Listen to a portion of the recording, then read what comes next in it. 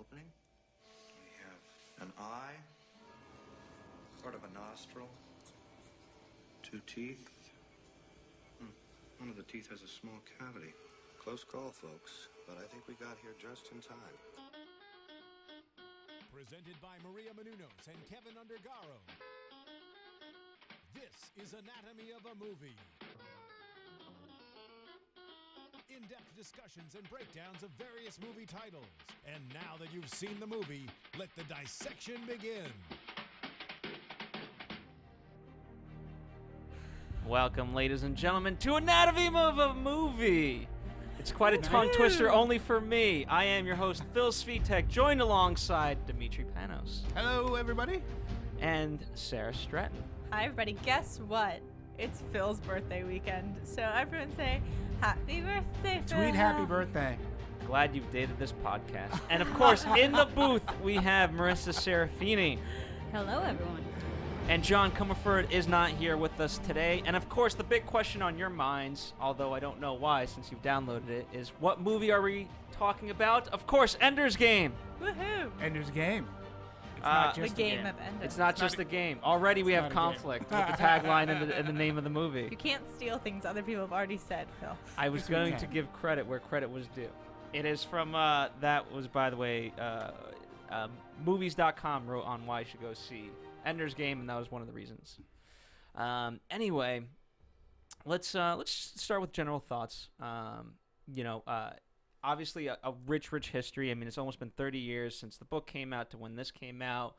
It's been dubbed the impossible movie to make. Yeah, we have this movie.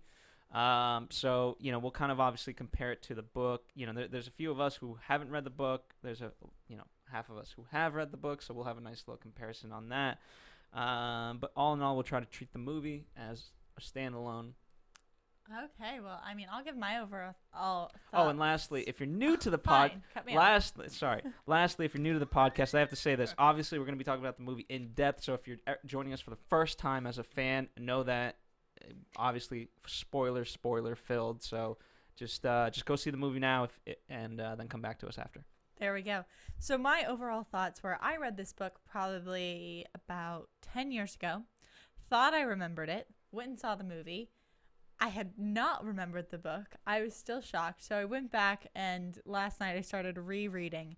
I will give it a thumbs up. I really liked it. I went into this movie really kind of thinking about my childhood and thinking about being younger, and so I didn't go in with like, this has to be a Captain Phillips drama. I went in wanting to have fun, wanting to see this world and be in this whole different reality. So I really liked it. My turn? Your turn. For me, this movie, it's a mixed bag. I read the book. I've read the book a couple of times. I'm a big fan of the book. And yes, I do agree. It's a very difficult adaptation to make for the cinema. I don't think they did a horrible job, although I think that as part of adapting this screenplay, I really thought that they really pared this movie down a lot, where it lost a lot of its heart, its point, its message. For me, it was visually, all the money was up on screen. Gavin Hood's pacing I thought was fine. I just didn't think it had the oomph that the book had. There were changes that happened that I was like, that sort of surprised me because they were very small. And we can talk about that, I guess, a little later, because you mentioned something in a conversation previous to this that I didn't know. Yeah, what he's talking about, as we're talking about, right, the adaptation, that's part of the script writing process. First, I want to talk. What were your thoughts of the movie? I treated it as a movie, and for me, I enjoyed it overall. It had a lot of for me, the biggest thing that I looked at it, it was interesting that the book was written almost 30 years ago, right. And now to see the kind of incarnation of those ideas, and wow, how we're facing a lot of these kind of questions in today's life. Sure. and how people that that can play video games can actually go to war, and you know what I mean, and be disattached to that. I mean, for me, the biggest theme was, I mean, here you have adults kind of leading everything, but we're putting the fate of Earth into a child's hand.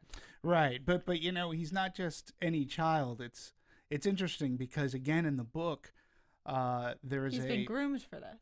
Well, above and beyond that, he is a specially gifted child. He's one of those kids that I'm sure perhaps we bumped into or knew at one point at a time. He's the kind of kid that skips grades. He's the kind of kid that goes into college when he is 12.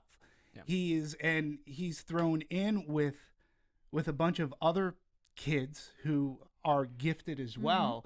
And it's about some of the themes of the book is about that isolation of being gifted. And, I didn't think that the movie captured that. Well, let's talk about that. Orson Scott Card, one of the reasons he said it's unfilmable is because so much of it is in Ender's mind. You know what I mean? And obviously to be a movie, you have to kind of be sort of third person. I mean, sure. to whatever level you want to take it. But why do you? I want to talk. I want the question answered. Why was it thought to be unfilmable? Well, you can look at the history of trying to get this movie done. The gestation period for this movie is about 20 years.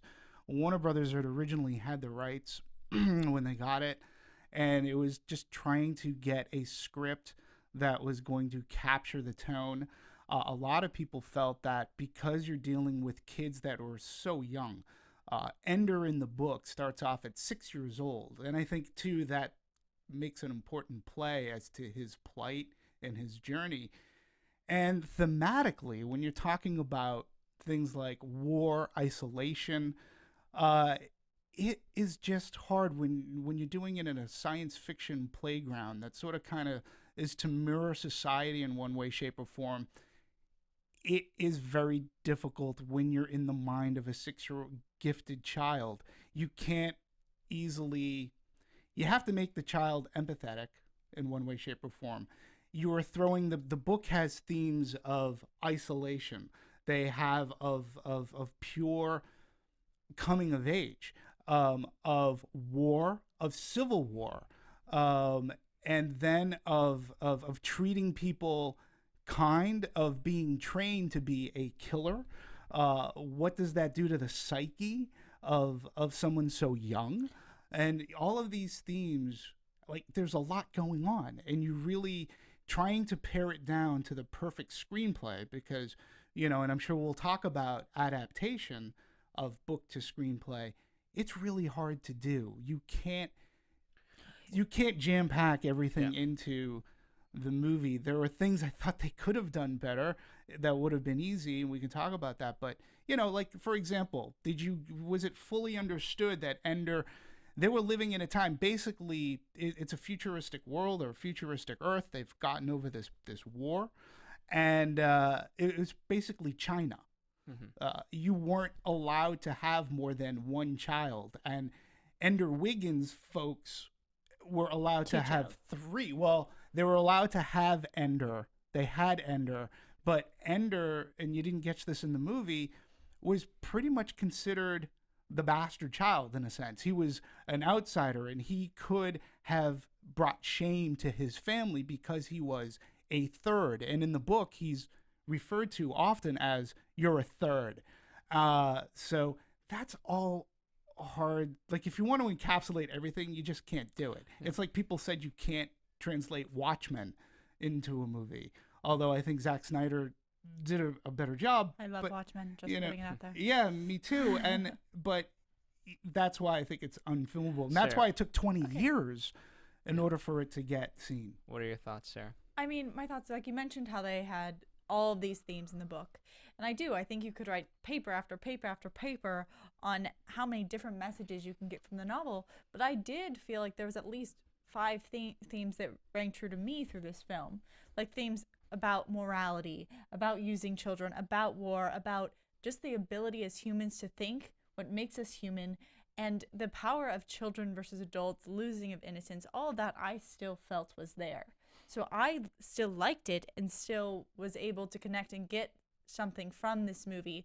Although I would agree that not everything's mentioned as it is in the book, that's obvious.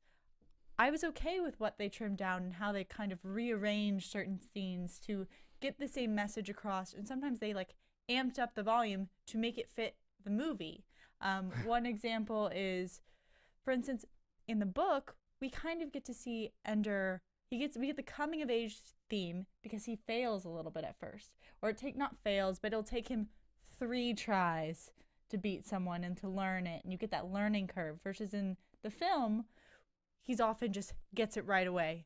First try, he succeeds. There's no opportunity to fail, and that's because you have this length of this movie to make it convincing that he can do this. Yeah, and again, I'll just go back and like I do agree that those themes that you mentioned were in the movie. They just didn't pack the punch for me that, say, the book had. And when you talk about to me in the movie, and even in the book, actually Ender really didn't fail. He rarely ever lost a battle, and in the book you at least saw his ascension into command, where in the movie it was sort of kind of fluffed off. It was, for me, like, you know, people were like looking at little Ender, and then it took a little video prank in class that he did, and then people started hanging with him at the breakfast table, when that really like just a little prank is going to get people to sit at your table. And they didn't show his ascension as like the book. You saw him working to be the best, and the trials here's and conflict. Most people don't know Also, how to actually do an adaptation, and I'm going to channel John Oh. in this sense. Yeah. As a writer, here's the best way to honestly approach an adaptation, because, you know, we're talking about all these different things of, you know, what wasn't in the book, what was in the movie. Sure. You read the book once, and then you put it away, never again to look at it. That is how you should write an adaptation, only because then you know, you're basing it off, you're taking those best moments and what resonated with you, right, first and foremost when you read that book, and then from there write it. Mm-hmm. That is the way, you know, I've heard a lot of writers say is a good adaptation. Sure. Because again, now as soon as you get into like, okay, well, now we got to get this from the book and this, then it starts to get you know, you're not being faithful to the book, and you're watering down the movie. Yeah, Okay, and well, don't forget, it went through a lot of studio, you know, executive hands. So you have a ton of people reading this, asking for changes, you know. And again, to me, a question should have been at some point, like, is it really worth like all this time, like 20 years to make an adaptation? That's a long time to get in. And then it got put into Turnaround. Odd Lot Entertainment picked it up. Summit was meant to distribute, and, you know, they had directors come and go, and then they finally got Gavin Hood, and it's just, that's a long time. And you're right, doing an adaptation, I think as movie fans, I know if I'm going to go see a movie that's going to be an adaptation, I know I'm expecting changes. I'm expecting it. Girl with the Dragon Tattoo had changes, both the Swedish version and the American version. You know, The Godfather has some changes. Jaws has some changes. They all have to have at least some element of change. Absolutely. But I want to talk about the scene that you brought up, because you mentioned when he types in the computer, takes over control. We do lose the fact that he's the one who breaks through the system to do that. Sure. But what we do gain from that, and how he gains friendship and loyalty, is because his comment comes in defense of someone who is unable to defend themselves, who is standing in front of the house. Oh, I understand that. So although they twisted it, at least to me, they gave us something. Yeah, they gave us some they just didn't motivation give us for them. Or, for instance, in one of his initial fights, how he goes and he uses the body part to attack instead of just kicking him on the ground with just his feet. He goes and they expanded that, and they brought in his connection that he has to these other creatures, and they added these little elements that I thought were appropriate and helpful to the movie. Yeah, I just didn't think there were enough. Well, let's talk, you know, Gavin Hood actually did write the screenplay. Yeah. And he's credited as the sole, you know, writer, apart from it being based on Orson Scott Card. And he doesn't really have a lot of writing credits to his name. So, you know, Demetri, how did that come about? Why him? Well, I mean, number one, I mean, he's an Academy Award winning director. He did Tsotsi. He won the Academy Award for Foreign Language Film. And in 2006, he went on to direct Wolverine. He also won an award for a screenplay that he had written some years ago. He won some like fellowship kind of an award. So I think that Gavin Hood was available. I think probably, you know, I hate to say this, but he was available. Price was right. They needed to get somebody who had talent and who could shoot an action sequence. And, you know, listen, when you got an Academy Award winner, that is good cachet for any movie that you have. So, you know, and I appreciate what he was doing. And he had listen, it was just a tough, it was an uphill battle. Yeah. He had read the book like maybe 5 years prior. And so again, the movie making process was there. And, you know, he had to figure out what to pare down, what to do, how to make this compressed. And he had to pick one straight through line of a story, which I completely understand. You know, and then he also had cast to work with. You know, he had to, you and I were talking, to me, one of the most fascinating aspects of the making of this movie was, you know, when they cast Asa Butterfield to come in, I'm sure they were looking at the idea to cast him as they saw Hugo. I'm sure, because if you see Hugo and you're thinking Ender, wow, that's perfect. But they didn't anticipate the hormones kicking in so quickly, and that kid was growing really fast. So much so that their workaround was they filmed the movie in sequence. Which is an actor's dream. Phil knows that I love things but sequence. It doesn't happen often. I know. But they did it because by the end of production, the kid had shot over 2 inches. So I think that's smart. It's smart filmmaking. You know, and I do think that Gavin Hood, you know, I think that for what they wanted to do, he brings that cred. And he did do X-Men Wolverine, you know, he did X-Men Origins Wolverine. So, and it's not like he's unfamiliar with how to make a movie or how to write a movie. So I think that he was the best man for the job, and he got it. And I think he did. Look, his pacing was fine. The movie looked great, I felt, and he did a really good job. There were some conceptual things that, you know, the battle room. Well, Like, let's talk about direction in a little bit. Sarah, you want to give us the full rundown of what exactly was missing from the movie that was in the book? Oh, every detail. I feel like not every, just. I mean, this is the way I look at it. I just want to accept the movie for the themes that I got and what I took away from it and what I'm happy with. And to me, this gets a lot into like the actors and how each of, especially the adult supporting roles, each motivated some message or thought process. To me, this book and this movie is about, there's a difference in, Orson Scott even said this in one of his introductions. There's a difference about like creating a world by dreaming about it, right, and creating a world by thinking about it. In this movie, these themes make you think. It's so above our circumstances. Everything's so heightened. They're at the brink of this war, and to see how all of the adults function and the way they've altered their thinking really impacted me. And like, so it was important to have actors like Ben Kingsley and Viola Davis, and their characters really supported me and the messages they brought. So when you saw Viola Davis, who played Major Gwen Anderson, have the debate between how far you can really push a child and what it is to destroy them and then have to go back and heal them, watching her deal with those messages was great.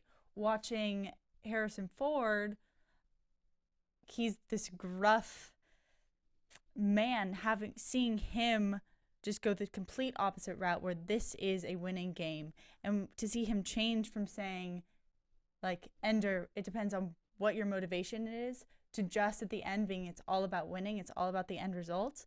And to see that change and to see how you grow for me, it's like initially you like him, and then by the end you just realize that living life that way makes you just immoral. And so for me, I don't want to compare every difference between the movie and the book, because then it would make me unhappy. Fair enough. Well, there was a huge difference where basically the movie, for me, it's almost as if the movie ends right before the third act of the book. Right.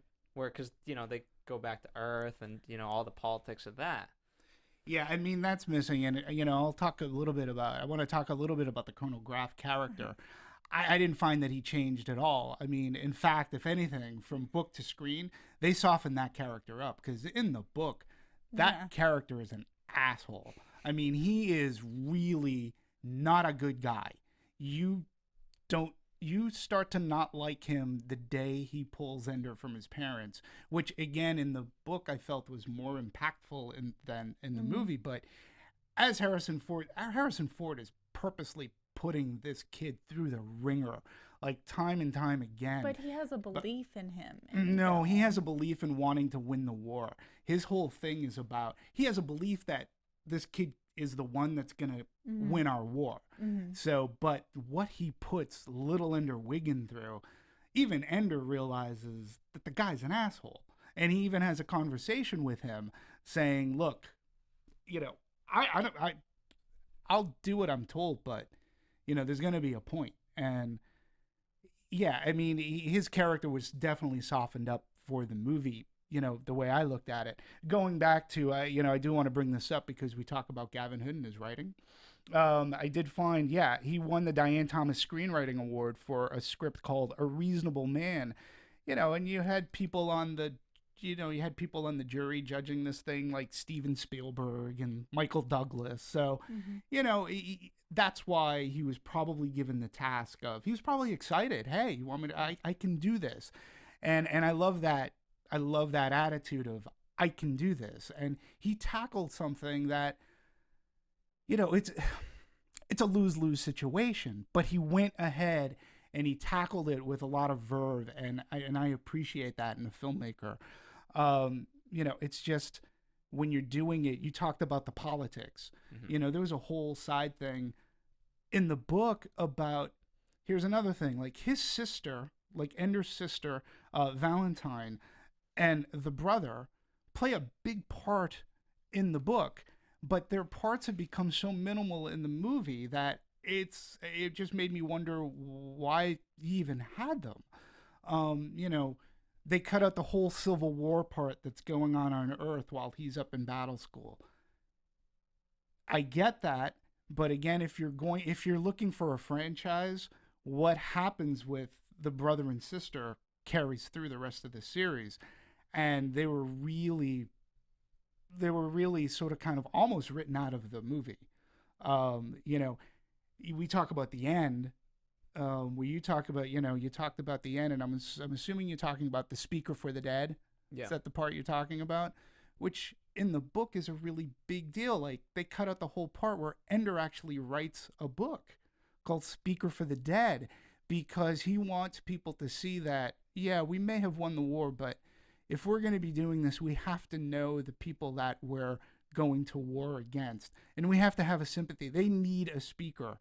And this book gained traction on Earth, and it was a really major part, and it was a really major theme that, had they at least alluded to it in one way, shape, or form, it would have made the ending in the movie a little bit more relevant, because the movie just sort of kind of goes off and ends. Like, and you don't understand. I didn't get necessarily. You're right. It had an end point, but then it went on, where he's carrying the egg and all that stuff. So, again, I'll give him, I want to kind of move into his direction. But I do want to say, I mean, especially in today's day and age, it's very rare to, especially for, not that this is a franchise film yet, but for these caliber movies, for a director to also write it. I mean, very rare. Christopher Nolan, Coen brothers, obviously adapt, but you know what I mean? But for this large scale, usually you have a separate screenwriter, and then, okay, here, you're going to direct. But let's talk about his actual direction of the movie. Sure. I thought visually, obviously, fantastic. Yeah. What are the things that stood out for you guys, whether visually or anything, through his direction? Do you want to go first on this? Or do you want okay. Me to yeah. No. Listen. Visually, I thought. Okay. Number one, some of the shots where they had like the space shuttle rocket ship blasting off into space. I thought that looks awesome. He did visually that looked fantastic. Battle School, I liked what they did to changing the room and putting it in the glass bubble, so to speak, so that it did emulate, in the sense, space. But I think mostly for me it went when he went to command school, and they were doing those games with the little doctor, and like his number one, the combination of his direction and the sound effects. I saw it in IMAX. It was awesome. It looked great. Visually, I think he nailed the movie, and he was able to work those kind of ship special effects. Yeah, he brought it to a good level. He brought it to a great level. So yeah, I had no problem with the way he made the movie look and or feel. He got some emotion out of Little Ender. What you need to empathize with somebody who's virtually being turned into a robot and being stripped of humanity. And I think Gavin Hood, I think his direction was fine for this movie. I think he did a really good job. I'd have to say, like, some of my favorite scenes or like direction points where his focus is when it was just Ender, for instance, Ender like playing the mind game in his bunk bed and depicting, like, first that's partially on Butterfield, but the images of just him watching his face as he played, for instance, the mind game was one of my favorites. I did like the games, especially the tactical one where they basically use the rope to do the semi-gravitational pull. Sure. All of that I really liked. I also liked the cube. For me, this is a little bit nitpicky, and it's probably, and this is going to come from the fact that we just watched both Captain Phillips and Gravity. There were certain points where I just wanted everything to feel a little bit more cramped, a little bit more tight. That was just me personally, and I think that's just coming from what we just saw. But at the same time, I loved all the big spectrum stuff. So I liked watching the footage of the original attack that was filmed, or how they did all of that, and how they kind of added this sci-fi video game, all of this kind of piled on. I liked all of that aspect and that vision. Well, I'm gonna debate you on the cram thing. I mean, this is a school design where Captain Phillips was a nightmare for the captain. Gravity was a disaster for that. You know what I mean? This was designed to be a school to habitate people in large amounts and to be conducive to education for whatever you want. You call that education, good or bad, whatever. But so, I guess it's just in my mind. I'm like, you put everyone in bunk beds, you put 8 people in the room, and I just want to see them a little bit forced together a little more. Fair enough. That's just me. You brought up a really good point, and this is of no fault of anybody, because nobody could have known what Gravity was going to do and become the movie that it is. I think that coming out after Gravity didn't help Ender's Game much at all. Had they come out before Gravity and we had seen the zero gravity scenes, would have been, you sort of kind of know that they're using wires and harnesses or something. But after watching Gravity, at least to me, it became way more evident that they were using harnesses and wires, and some of the kids even sort of kind of looked uncomfortable hanging there. And again, that's of nobody's fault. You couldn't have known the visual masterpiece that was Gravity. I mean, zero gravity is such an interesting concept. Sure. And when you saw it with Gravity, it was in this very dire, one person is being pulled by the gravity, and the lack of gravity almost causes her demise, her death about 100 times. Whereas in Ender's Game, it's a tool. It's a tool. He used it as a tool. Yeah, yes. Absolutely. So I think that your adrenaline builds when you're watching someone use it in these death-defying circumstances versus when he's using it in a game. Yeah, but I'll take it a step further. But whatever he learned in the battle room, for those battles, he never used practically in the end anyways. Kind of the one where he does the layers and circles and circles and circles of people to get through the gate. Formation. Yes, but Go ahead, Marisa. Well, Hi, You know- Marisa. Hi. Demetri, you said that he didn't use those principles he learned in the battle. I have to disagree because he used all those principles here and there, and especially near the end when he's actually at the command school. He's saying formations. He says, no, forget about this. And he knows the end result that he wants. So he uses little things here and there, and he knows the tools. He knows that he has time, like how long it takes to shoot whatever. Yeah, but you his can't. gun and stuff. But he took those small principles here and there, be like, oh, I had this amount of time to recharge. I had this amount of time to take a shot. Right, but he was dealing with people, and now he's a fleet admiral dealing with big ships. So it's to me the practical. It's interesting. And again, I'll say in the book, the battle room sequences were well because they were written. It was way more clear to what was going on at battle school and in the battle room, and the whatever Ender was employing for his strategy, so to speak, was in more detail again in the book, and I had a better sense as to who was fighting who. Where in the movie, it was just kids, a lot of them, and they were just playing laser tag, flying around.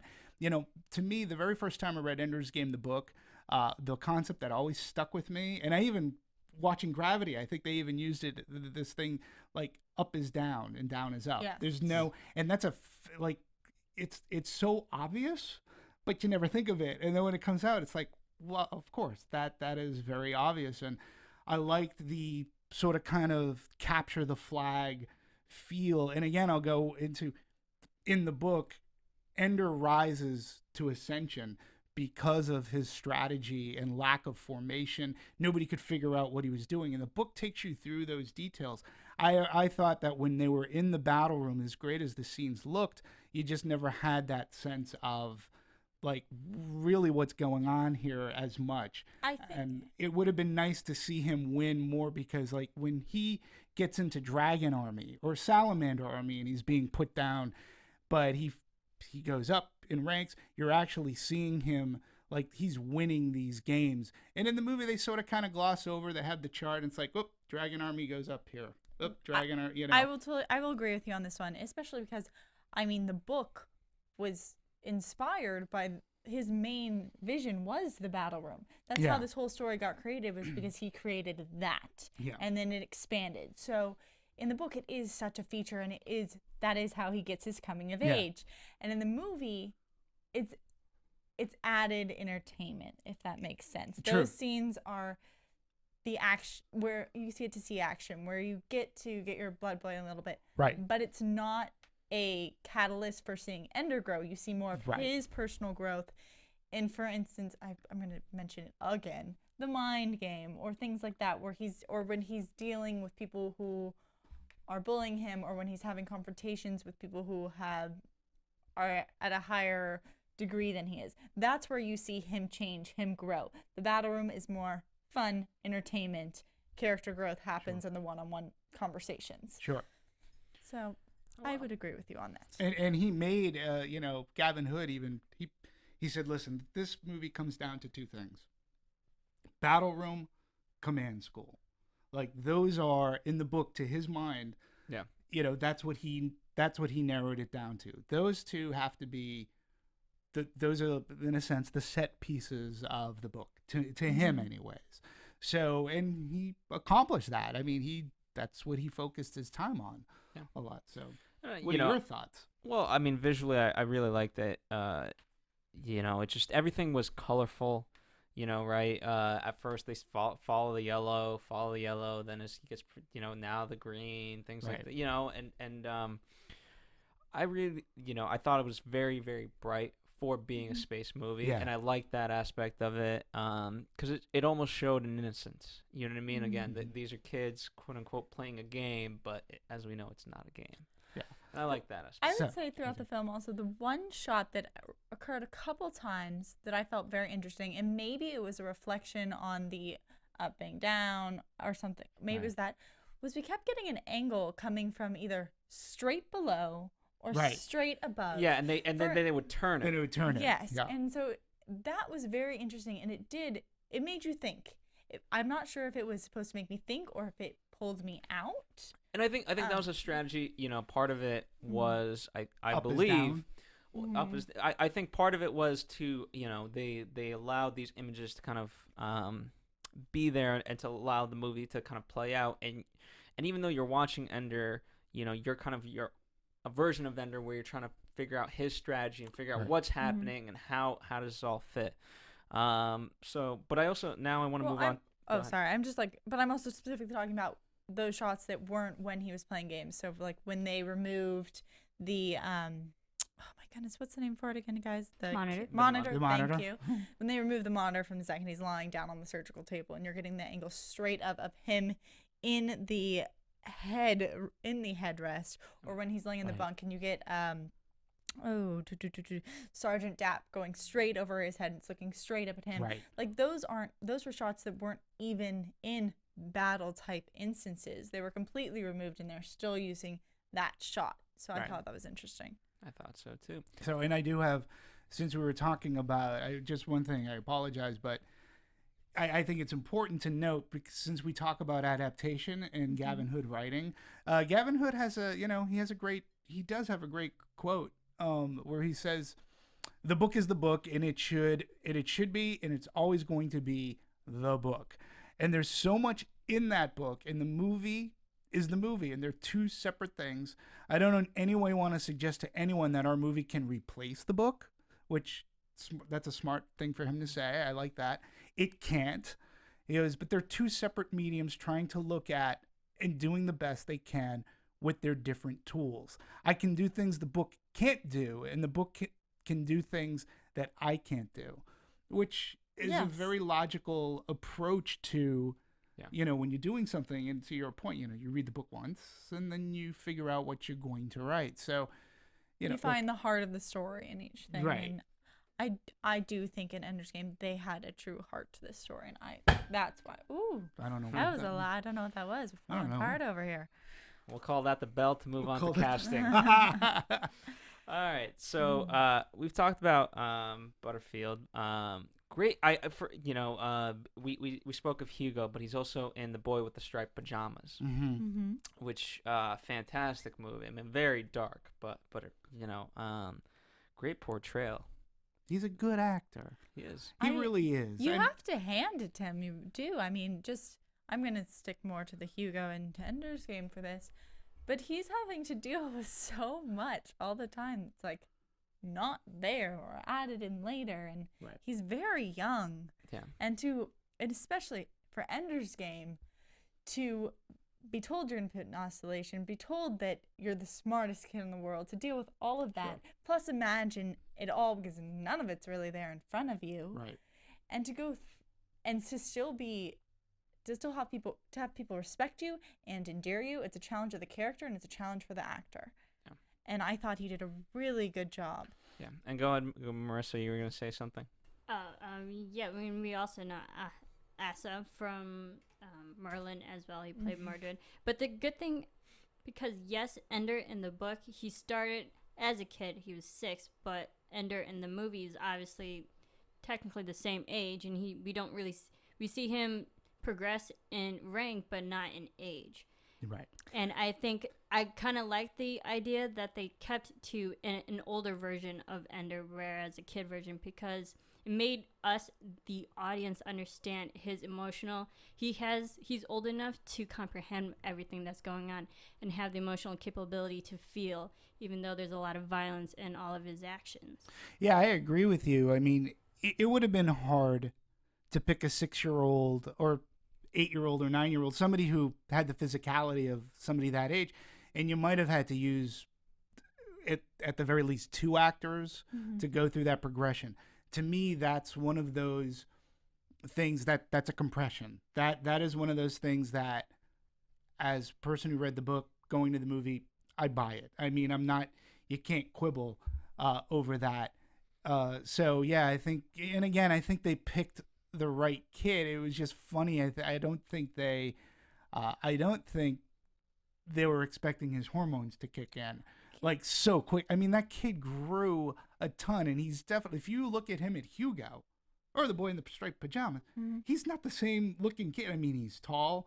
And again, I don't blame the casting. You can't foresee this happening the way that it did. But in the book, one of the things that makes Ender so you sympathize with him is because he is diminutive. He's much smaller than most anybody else in his school. So that's why he does have to use his intellect, and that's his greatest weapon. But you sympathize with whatever cruelty and abuse that he's got to suffer through. Where Asa Butterfield, that's another thing too. I felt in the movie Ender was a little cocky, where in the book he wasn't cocky at all. Like, he actually mouthed off to Dap, and in the book he didn't. Like, he just kept quiet, pretty much did what he was told, and he's the only way he could win is by winning, is strategizing and winning these battles. And that was an interesting choice to make him a little cocky. You said that he's cocky to Dap, but in the book, Dap is more nurturing than he is portrayed in the movie. Yes. Yeah, so I can understand why Ender in the movie would be a little bit more resilient to Dap. Also, I think that what triggers that reaction is that he does have to say a lot of his thoughts out loud. Sure. A lot of his rationalizations for being quiet or for saying this, we need to be able to hear. So when you actually hear some of those things, like his questioning, well, if I have a legitimate question, I should be able to say it. It does come off as a little like, hey, who are you talking to? Yeah. But we need it or else we would have no idea. Okay. That's what I would say. I mean, I think that's the biggest, obviously, challenge, as we talked about in the screenwriting, was to externalize a lot of these things. And I think that was one of the strategies. What did you think about the casting? What did you think about Asa Butterfield? I thought he did a great job. I've liked him since Boy in the Striped Pajamas. I'm not familiar with Merlin. Merlin's so good, I'm not guys. familiar with Merlin either. So. I'm with you, Marisa. Also, some other people I think we should talk about. So we get Hailee Steinfeld, who did True Grit in this. What did you guys think about their kind of relationship between Ender and Petra, compared to movie, compared to film? I thought, for me, the reason By the way, this is the True Grit girl. Yes, it is. That's what she will be known as. Yeah. Oh, okay. Well, no, not by me, but that's what she's known as. Yeah, absolutely. Did you guys? I felt like they had this kind of little romance going on, this romantic twist, and to me it was interesting because obviously Ender has so much connection to Valentine and his sisterly love, but then he also develops this other female companion, and this one seemed to have a little bit more chemistry. And I was like, wait, are they trying to age him even more? Is he not supposed to be 12? Is he supposed to be 14? In the book, there was suggestion that Petra in the book sort of kind of, when she's in Salamander Army, and when he gets thrown into Salamander Army, Petra's sort of kind of the one that takes him under her wing, and she trains him how to shoot more, and they train together, but they build a bond in the book. And in the movie, I know that they were trying to go for some semblance of a relationship. Again, for me, it didn't necessarily work, because to me it was forced in the movie, because Petra wasn't in Dragon Army, and I just felt that it was a forced way to put those two together, where the book was a little bit more organic. So when you get to the end, she helps nurture Ender after those battles. See, exactly. It's like I pictured her more as his substitute for Valentine, almost as like a sisterly, nurturely bond from the book. And then when I was watching this, I was a little almost confused, because they brought them closer together in age. Right. They did develop this type of relationship, and for someone who he could have been 6 years old, right. It was a little interesting to me, and I was just like, maybe I read the book wrong, maybe I felt that wrong there, or in the book too, if you remember, Valentine came with him. Valentine went up to command school with him as well. Like, he asked her, and actually it was Graf that asked her to go. But, so they made those changes. But I agree with you. I think they were forcing quote unquote forcing a relationship when it wasn't actually necessary. And why not bring Valentine up, like to be that nurturing Especially person? when you've casted Abigail Breslin, who's been in Absolutely. so much, and she's so wonderful. I will say, just speaking about her, this was one of her first movies where I was like, wow, she's really grown She grew up. up. She grew up. I was like, she's definitely not Little Miss Sunshine Girl again. She No. is she is like She a growed up. woman. Uh-huh. She is, and that was shocking to me. Yeah.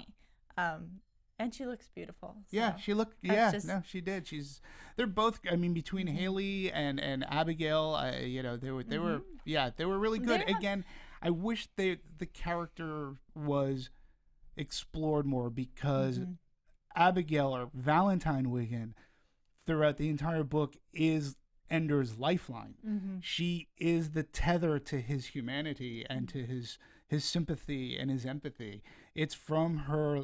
It's from that love that they have as brother and sister that, you know, he is able to maintain a bit of his humanity through all the torture and the trials and tribulations that he's going through.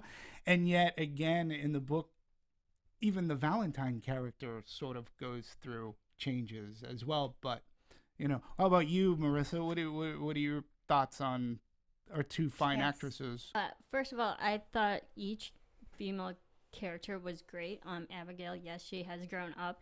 I don't dislike her acting. She's a great actress. I didn't really see her as, I didn't think it was believable as her as Valentine being the sister, because they just look so different. And I know siblings, a lot of siblings, you know, look different, but they were so drastically different.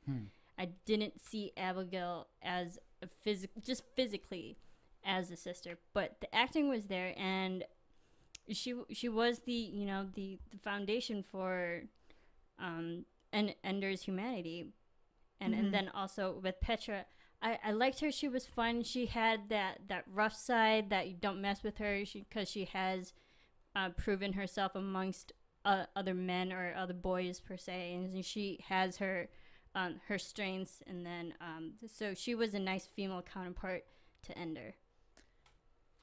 Phil, do you want to talk about this? Do you want to talk about the adults in our cast? I was going to talk about, Harrison Ford in the trailers. He was featured heavily. And, you know, obviously, okay, the movie's about Ender, not about Colonel Graff. But it's funny to me how, you know, I've been a huge Harrison Ford fan. And, again, I just love when he sort of does these type of things. And I thought he did a great job. Harrison Ford has just, to me, I watch him and he was being so mean, but he still makes me smile because he has such he's such an interesting presence on screen, and I really do enjoy watching him, acting wise, and who like carried themes across and all of that wise. I would still have to give it to like Viola specifically. I really loved her playing Major Anderson. Some of her reaction shots, Sure. you could just really see her struggling with this dilemma of what to do with these kids and how to protect them and also how to fuel them and how to understand them. I loved watching her. Ben Kingsley is also one of my favorite actors. I found it was very interesting that for the adults, besides Harrison Ford, who I'm not really positive about his training, a lot of them have classical-based training. So Ben Kingsley and who else? It was guys. Noso Anozie, who played Sergeant Dapp. Sure. Both trained in London. Both Right. pretty much have done a lot of Shakespeare. I thought you could really see that in Sergeant Dapp, especially in his entrance speech. Yeah. Like his commanding voice. Like that was, to me, you could just tell from that how he was trained. And then Ben Kingsley, I love him. This is me being so nitpicky that it's horrible. I thought that his accent sounded very South African instead of Maori, and I mean I could be wrong. Phil knows I lived in New Zealand for a little bit, so I've been around them and around their face tattoos, so I kind of knew everything that's coming there. So a little nitpicky because I was just like, this seems a little inaccurate, but I like him. I wish they'd had more focus on him though. Yeah, and I mean, their training. Yeah, Mazer Rack. Yeah, again, it just comes to paring down. personally, Ben Kingsley to me, like if you let's talk just recent work. I liked him more in Iron Man 3. I thought he just had a hoot with the role that he had in that movie. In this movie, he wasn't. You're right. He wasn't in the movie enough for me to care, so to speak. He was in the movie like literally the last 10 minutes, 15 minutes of the movie or so. Yeah. And he was fine, but he was just Do yourself And his go best see Sexy scene- Beast. he's But amazing for the in Sexy fans. Beast. For the fans. Yeah, no, Sexy Beast. My I favorite agree. scene with him is his entrance, where he's sitting on the floor on the cave-in. That was great. That was so. Well, for me, because I haven't read the book, that was unexpected. I'm like, oh wow, there's this interesting, mysterious man sitting on my floor staring at me. That was very alarming to me, but it was effective. It was a good moment. It was a really good moment in the film. Yeah. It's a great moment in the book as well. And that was like almost shot for shot, right off the pages. So, I thought he was fine. What about Bonzo? Let's talk Bonzo. Because Bonzo. he's in the book, obviously that's a very pivotal thing. And obviously it's pivotal in the movie as well. I thought interesting, but to pick him, he was a little snottish, little. He's also from the Disney Channel. Yeah. Is that what he's from? Well, see, I recognized him as much as I love Disney and Disneyland, and I don't watch the Disney Channel all that much, but he was in a movie earlier this year called The Kings of Summer. Oh, yes, he was. And he was great. his character is quirky, to say the least, because his character plays upon his physical looks. Yeah. Bonzo in the book, there's even a passage that Ender even says, like, wow, this Bonzo is a very striking character. Like, his eyes, I can understand why people would follow him. And I want to punch Moises him. Arias, yeah, well, I didn't find him to be, because of his physicality, I didn't find him to be as threatening or impeding or overbearing as that character was in the book. Well, for me, Go ahead. sorry. Well, for me, it was like I felt, although I do think they actually should have focused on his brother Peter more, they needed a different, someone who held power through violence, but with a different look. Right. So that's why they got him, and it was interesting because I did see Kings of Summer, and I have watched some of his Disney shows, and he does play these very extreme characters who the Disney one is much more comic, all about jokes about his height, his look. In Kings of Summer, it's also he has kind of an isolated weirdness. Sure. And in this, he uses his body and his physicality, but he twists it to his advantage. Yeah, because of his looks, I just didn't find him imposing. And it could have been because I saw him like dancing around in Kings of Summer, and I couldn't get that out of my head. And I was like, wow, why didn't you find... This is no critique of the actor at all.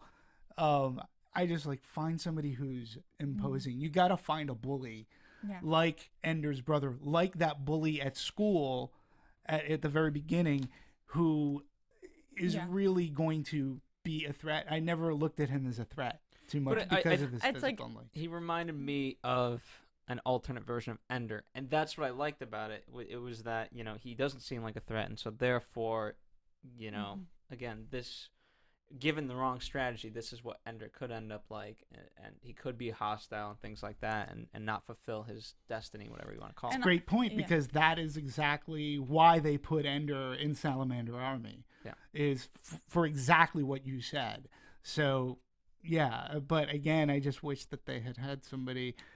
I liked them. I liked them. I liked him too, just because I felt that it gave him a different enemy, and when you have. Kind of, or not enemy, but an obstacle. I just didn't find him threatening. With his ears, he just looked goofy to me. No offense. That's because Demetri knows. But I want to punch him. This is because Demetri knows he could just be like, smush. I wanted to punch him. Well, you want to beat that character to death in the book as well. I did. Yeah, you want to punch him. He's an ass. He's not a good person. Yeah. Not a good person. Shit. He is a little shit. Can we talk about? So you weren't sad when he got hurt? No. You didn't get hurt. And again, I'm gonna take umbrage. I will take umbrage with that scene since you said when he got hurt. In the book, okay, so there's a fight scene. There are two big physical fight scenes that happen both in the book and the movie. The first one takes place at Ender's school, and he's being bullied, and Ender fights back and really does some damage to the kid.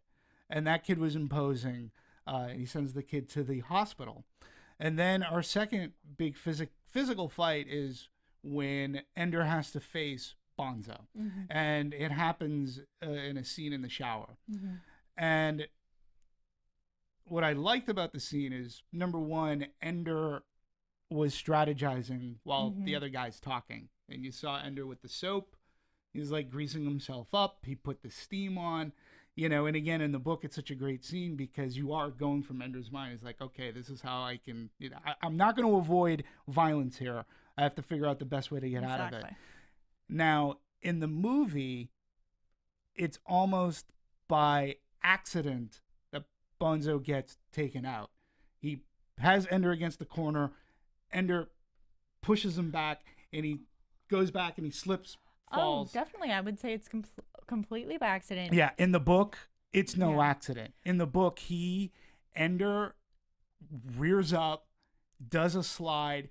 He punches him in the junk pretty much to the point, like, and we find out later, he kills him. Like, Ender physically beat the crap out of him. And I was wondering why they made that change, because again, it just shows it, you know, because there is a big reveal that it leads up to, that those two kids that Ender fought, he didn't just put them in the hospital, they died. I guess, and that's a big impact. And I know it's a reveal in the movie as well, but you know, why change that fight scene?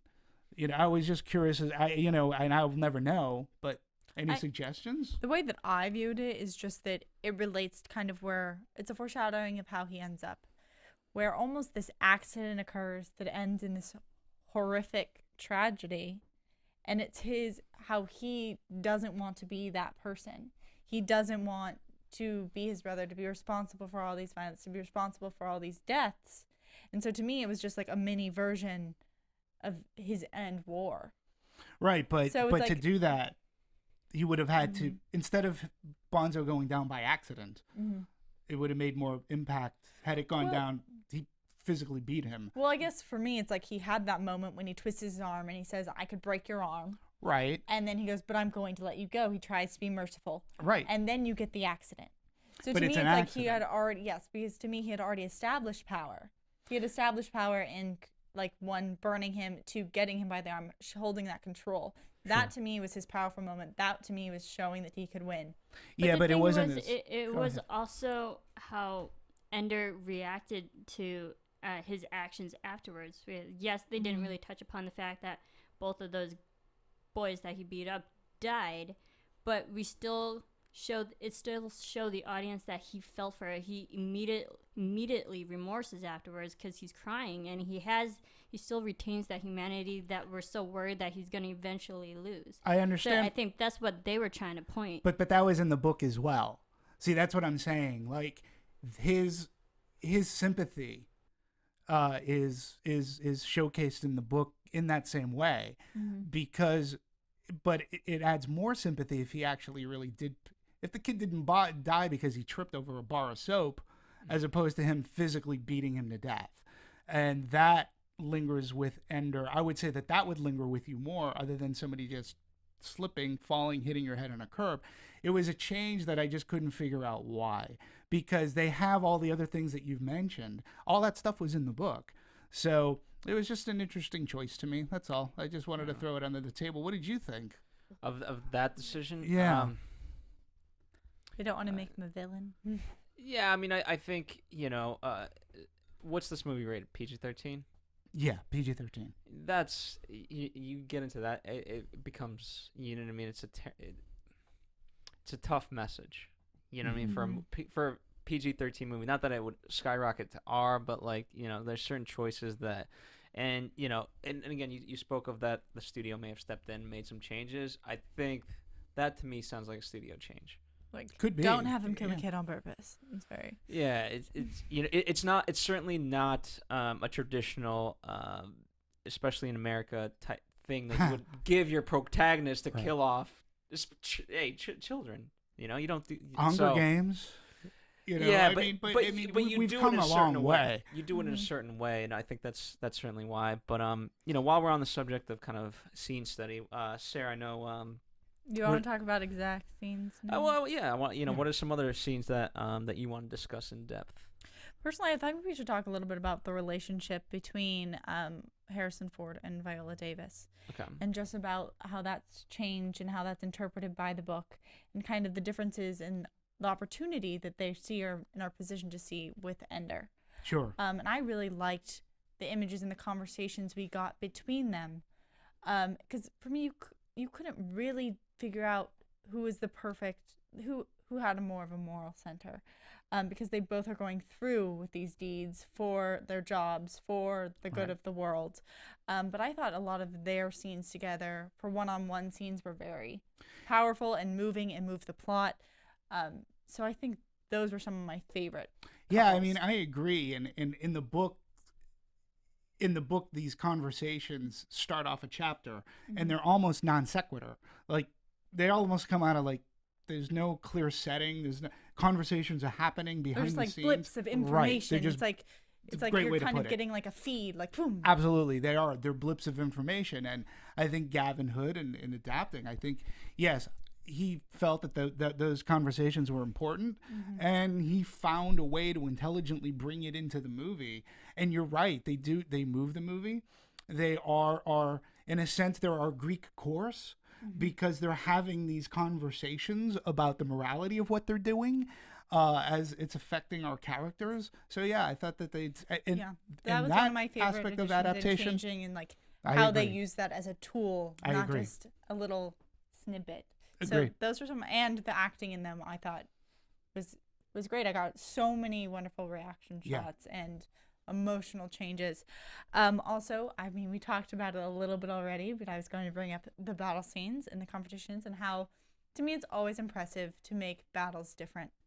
I mean, in this one, they're in the same space, and to change it and to give them the one-on-one, the learning, the training, and then the ganging up, and all, but still maintaining that they're getting victory every time, but keeping that great was one of my favorite aspects. Personally, if I had to pick a battle to be my favorite, I would say the first one where he plays dead and ends up with guns in both hands. And Sure. is doing the spinning rotation, just with the ability to shoot everyone.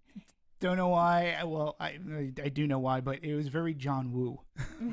You know, he's floating around in slow-mo with the guns ablazing.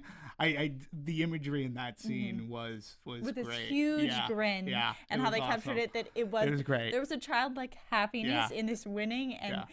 in composition to him immobilizing everyone, but having Absolutely. this impish Yeah. grin. To me, it was a great shot, great moment.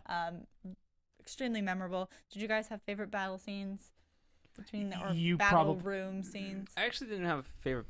I mean, in terms of battlefield, I actually liked the introduction to the battlefield. Mm-hmm. You know what I mean? Because I thought that was clever, the way it was done, and you know, it serves so many different purposes. Ender, here you go in. That's very true. That's very true. How they use it as such a tool to explain all the rules instead of.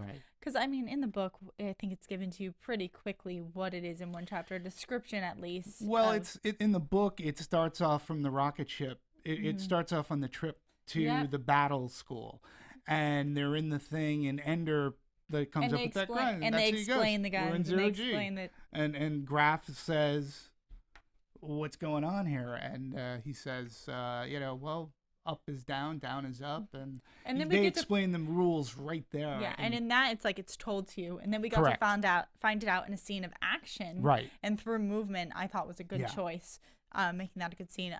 Finally, I think we should talk about the inclusion of the big battles. I mean, the final war game, however you want to phrase this, and also the inclusion of the footage.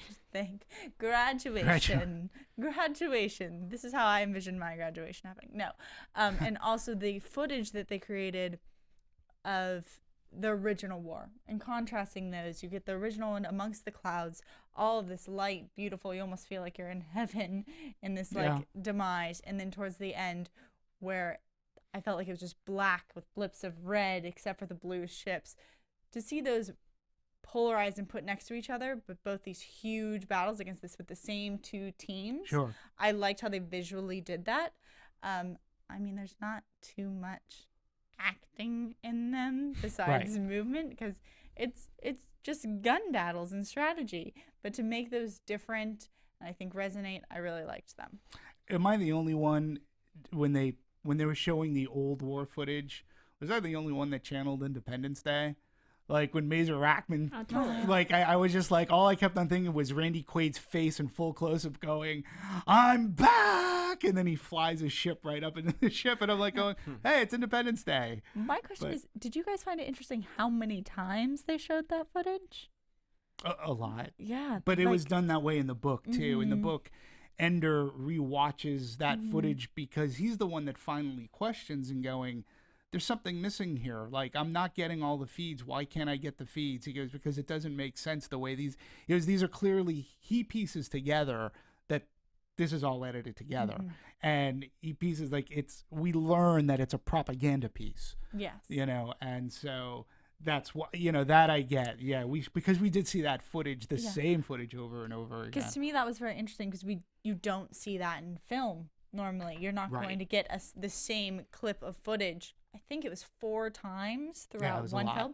And it wasn't short. It wasn't like 2 seconds. That was a 10-second clip. And to repeat that over and over, I thought was very interesting and very jarring. And it does key the audience in that there must be something wrong. Because if you're repeating and you're showing someone something, same thing, you're telling them you're supposed to catch something too. But I think that was, they used it well as an exposition, especially the scene when they're actually breaking it down. Because we've seen it so many times, but now we're understanding as an audience what is really happening and how Ender's questioning be like, oh, you must have seen certain points in the formations. You must have really put together something in order for you to take out that mothership. And then they use that scene as an exposition of, this is what we have to do in our battle now. We have to take out the mothers to defeat everyone. The queens, yep. Right. Definitely. So how about your favorite scene? If you had one, or 2 or 3? 4. My favorites. I really liked the beginning stuff because it kind of set us up, and especially the way they pitted Ender and they forced strategy. Forced him to be strategic.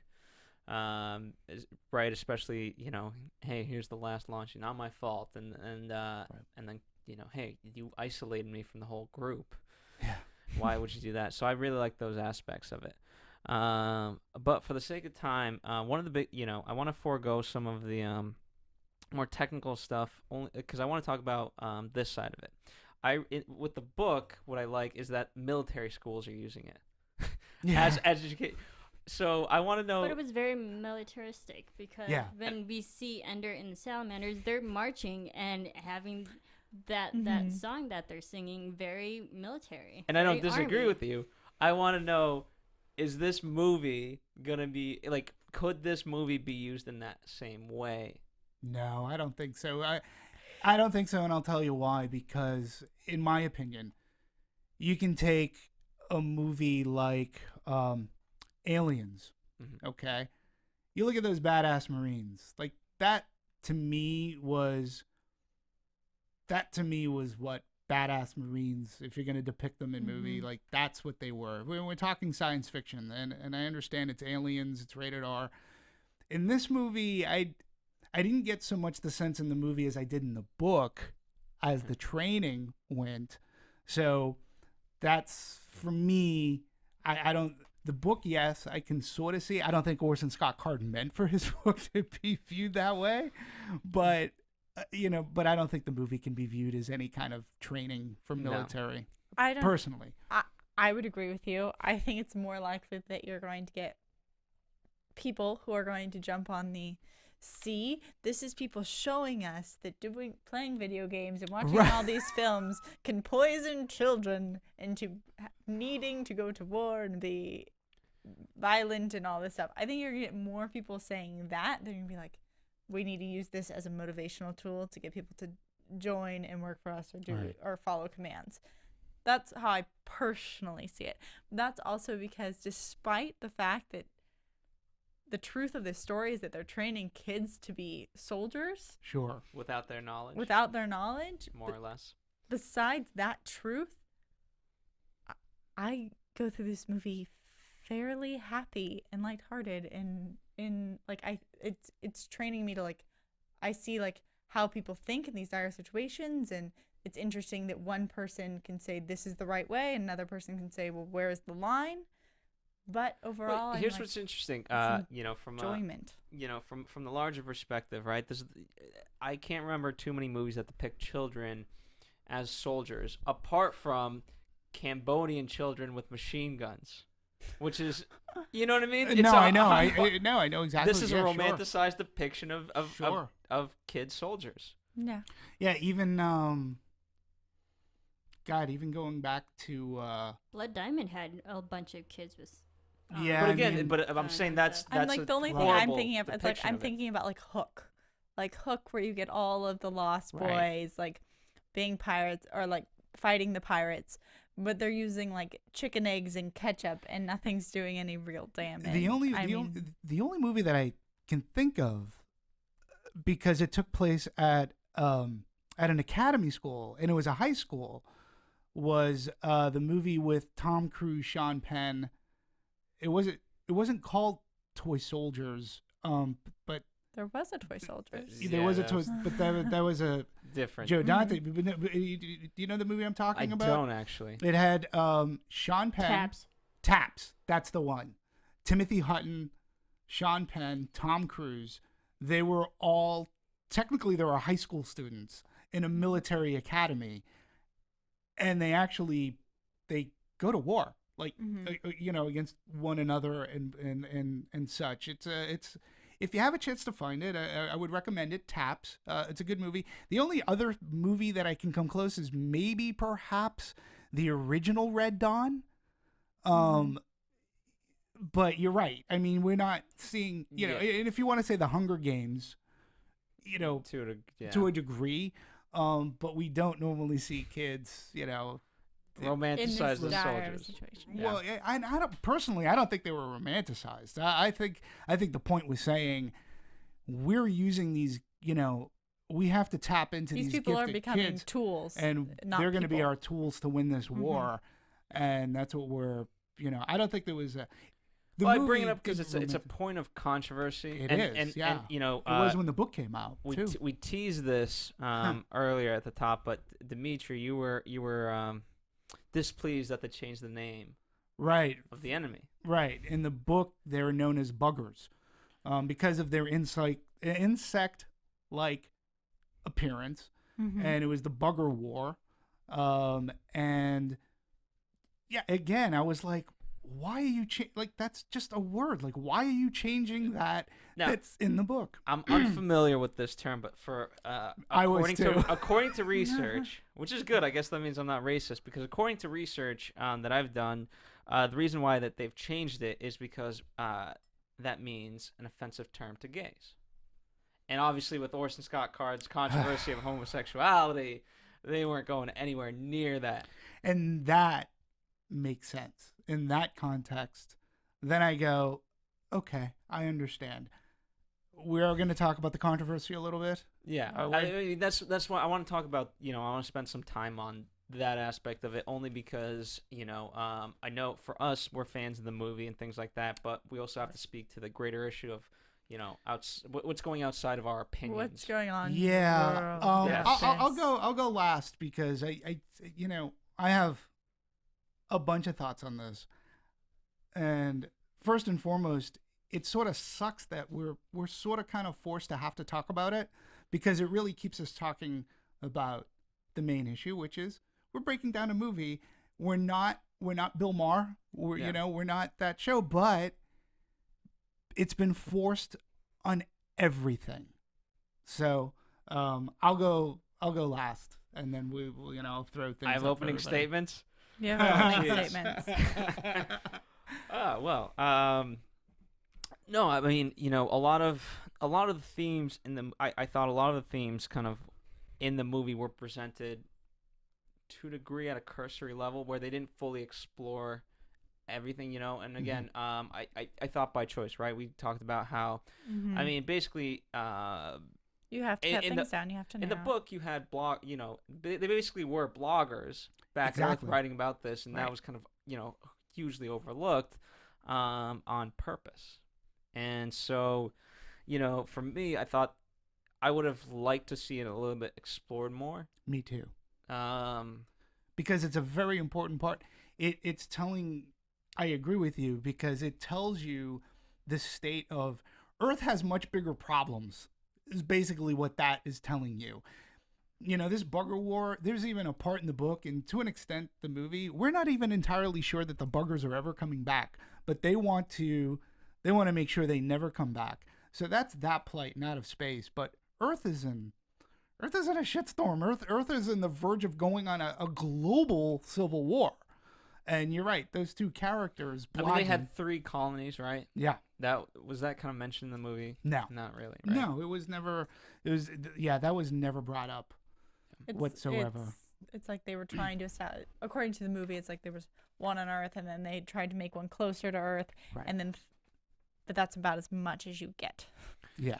Yeah, and so, I mean, the good news is overall people are liking this movie. Yeah. I would say. I mean, Sarah, in terms of what controversy you've seen with the movie. Okay, so speaking to the Civil War and the bloggers and the dynamic that adds, I do think it added to the book. But not having it puts a different message to the movie, because we get these people who aren't really under as much of a threat as they say they are. Right. And you get the hesitation before the battle, and they're like, well, why are they holding back? And the spin that this gives it is that the people in charge of Earth and in charge of the warfare are really turning into the bad guys and are really turning into the criminals. And Absolutely. To focus on that is also a huge issue. If it's the fact that you're making not the weakling, but making a victim or making someone who's not hostile into the enemy, and being able to change public opinion, or just change at least the actions and the control, and to have certain high up people be able to develop this one opinion and change how everyone thinks, and then also not only change the way that they're thinking and viewed, but to also create a war and to delete an entire species. Yeah. That's its own big message. Sure. So I do think that the Civil War and all of the bloggers and all the different views, that adds a whole different dynamic, and it's a whole nother story in a way. It is. I mean, But in the book, without it it- is completely a yeah. different story. And I agree with you. I mean, on one hand, it's hard to, again, this just goes back to how we started the show. Is Ender's Game unfilmable? Because it does have so many themes going on. And on one hand, you can sort of understand why they aced it. But to your point, I agree with you, Phil. I mean, it would have been nice to allude. It would have been nice to allude to what was going on Earth for outside of the political ramifications, but for another important reason, because it makes the characters of Valentine and Paul, I believe it is Peter, Valentine and Peter's characters have some reason for being. Where in this movie version, that if you took those characters out, yeah, you'd still be fine. It'd still be fine. It's And their relevancy to the movie is really diminished. Where in the book they have major relevancy because they are shaping the politic of a planet, and they're kids who are just blogging. I mean, maybe they're trying to send a message to the people who are watching in the time that we are in now, and maybe it's a critique of our actual society and who has control and who has a voice. And although I do think obviously bloggers have become huge and social media has become huge. Sure, I mean, I think it's very important today what people can do with a blog. Maybe they're just illustrating that without that. I don't know. I'm trying to play devil's advocate here. Well, let me also ask you this. This was another interesting trend I'm kind of seeing. The movie was released outside of the U.S. first, and Thor is doing the same thing. Right. Mm-hmm. Which, I don't know, like, I don't know what that's. Where is the American market used to be heavily important. Now it's Maybe it's because we develop so much controversy. We develop such harsh opinions. They want to show everyone else first. They can get everyone else to see it, and then they'll come to the U.S. where we'll all nitpick it apart. I can. Who knows? All right, I will do my best to Demetri add to probably this. Well, believe it or not, there are some territories that are spectacular indicators to how a movie will perform in the States. London, England being one of those territories. You can open a movie overseas and you'll have if it opens up, believe it or not, if it opens up really well in London, you know that you could potentially open up pretty well in the States. Another main reason why you're opening it up overseas, piracy. You're going to cut down on the piracy because a lot of our piracy does come from overseas. So, that's another reason why you would open a big movie like that. But, the other one is it's a good indicator. Like if you're opening to $150 million overseas, that says that you're potentially going to have some nice numbers here in the States, and it'll mesh with the tracking. So that's one reason why. But the other main reason is, piracy. See, there you go. Those are the actual reasons. I mean, it's interesting to me how the business in that way is changing. It all the time. I know there's still other stuff we could definitely talk about and things like that, and we're gonna get so much not hate mail for it, but you know what? I welcome it because you know what? I want to start a community of fans here, and I want to get us talking. Can we talk about like the main controversy that this whole thing is? Because it angers me to a really big extent because it affects more than just two groups, more than just two people. Orson Scott Card, first and foremost, he's a Mormon. Mm-hmm. Are we all familiar with his anti-gay marriage and anti-gay rights that he's come out with?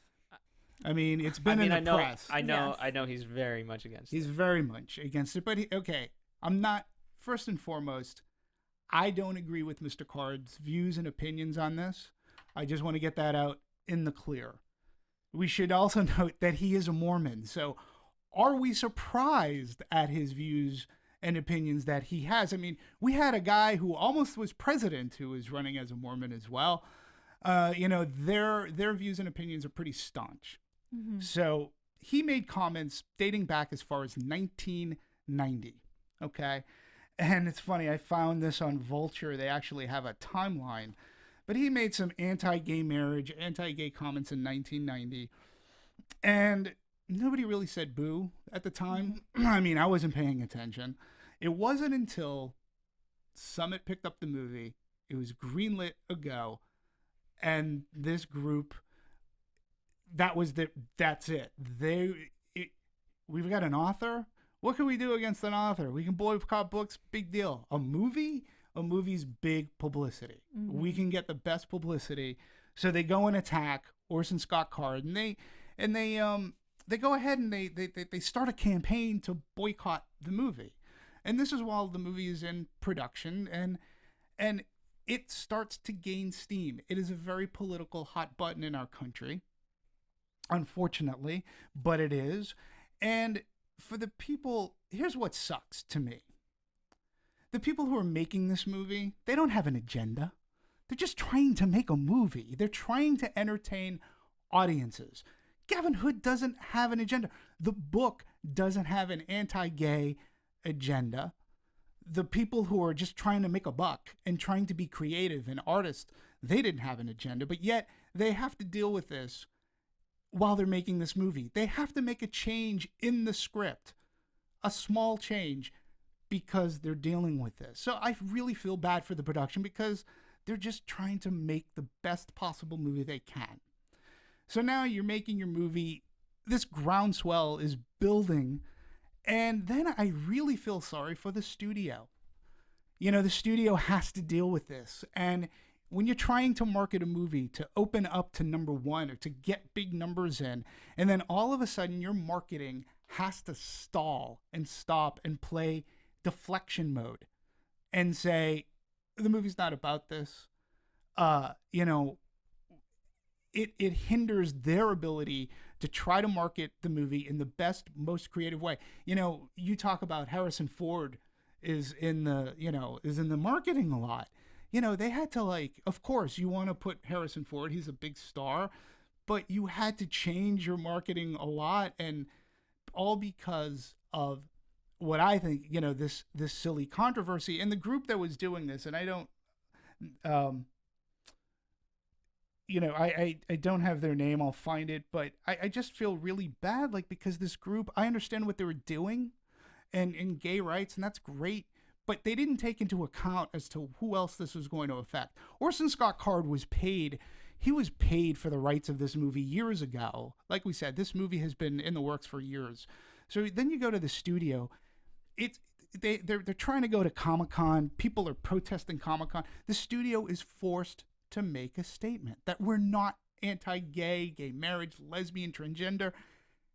A studio shouldn't have to be put on the spot.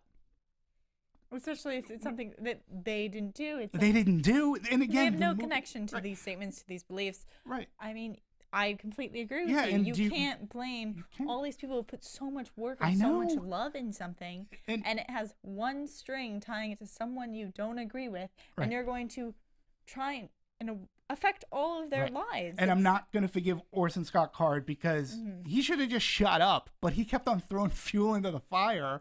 And it's like, again, as a studio head, as a marketing head, and I'm going to even go into distribution, you just got to throw your hands up in the air and go, dude, just knock it off. Because can we agree that Ender's Game is not about gay rights? Yeah, it has nothing to do. Nothing to do with it, right? So now you got to market it. You got to distribute the movie. You got to get this movie into theaters. Lest we all not forget about the tragedy that took place in Colorado. So this already has theater chains on edge. Now, I don't know if any of this happened, but I can only guess. I'll take an educated guess that with this controversy, a theater chain has to be thinking about potential picketers coming to their theater, something causing attention that they don't need in already a world in which tragedy can happen. Mm-hmm. So, you know, shame on the group, because Lionsgate Summit, all they were trying to do is get a movie out for the movie-going audience. They didn't create a horribly bad movie. And again, this is regardless of whether I liked it or not. I think the controversy, it's sad to me, because as a fan, as a moviegoer, and working for the studios, I understand what it takes to get a movie out. And this was just silly. And it didn't need to be as blown up. No studio should be backed into a corner where they have to say, hey, look at us, we're giving a charity to the, you know, Gay Lesbian Alliance, or doing this. You shouldn't have to while you're just especially trying to when it release has a no movie. effect on the actual movie. It has or no the effect. content or Absolutely. what people are seeing. You know, there's no boycott connection books there. or something. But I think that both parties were sort of kind of at fault. I think you can't see whether or not it affected the box office gross. Yeah.